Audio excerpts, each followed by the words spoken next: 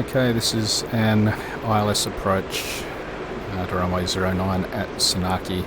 So a few things you need to be set up for this. Firstly, you want to have your ILS tuned, 1089 of Sanaki. Make sure it's on in Mirage, and I've got the TACAN tuned as well. And the other thing you need is this course and descent angle. So we have 094.7 is the inbound course to Sanaki, and 3 degrees, 03.03 degrees. So once you've got those in, you can see we're just below the glide slope, and on the localizer I'm in active pause at the moment obviously, and we're pretty fast, 318 knots, so I've got the thrust right back, and we're going to slow down to 280 knots, intercept the glide slope and start our way down. So release the active pause, and you can see on the HUD at the moment we just have the course in, and that's it. So if I bring the approach mode up,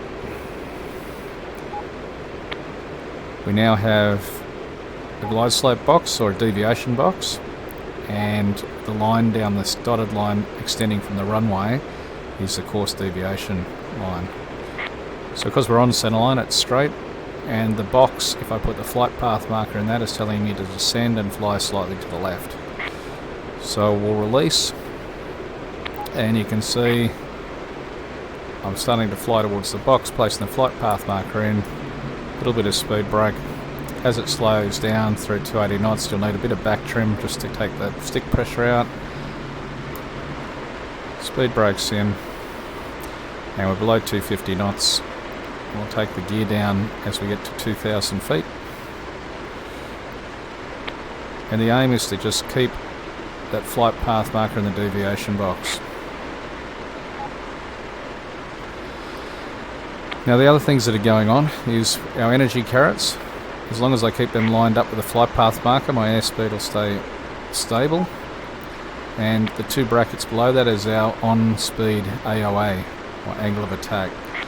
So we're too fast for landing at the moment. I'm going to take the gear down, and as it decelerates you'll see those brackets rise up towards the flight path marker, and I'm going to raise the seat to get a better view, and I'm just keeping the thrust back a little bit.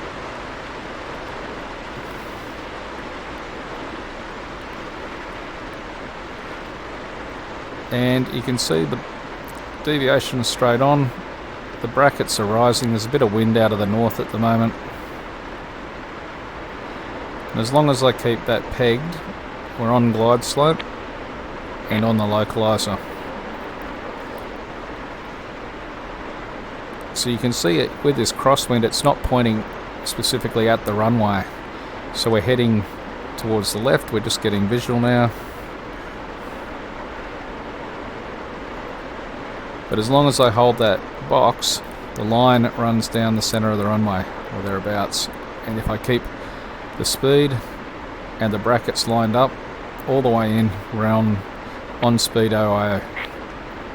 And you can see that green band there at 14 units.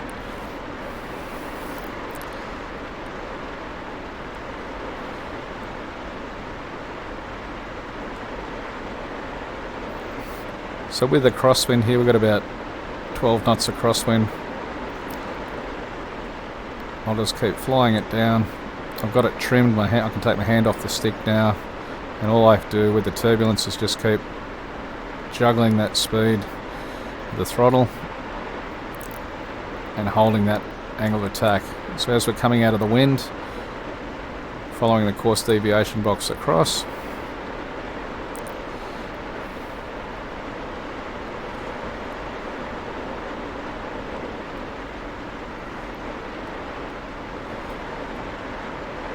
and through 30 feet we give it away, we start our flare, closing the thrust, touchdown, straight with rudder, hold the nose up, hold the T symbol on the horizon there, through 100 knots, lower the nose, and I'm lowering the seat as we roll out.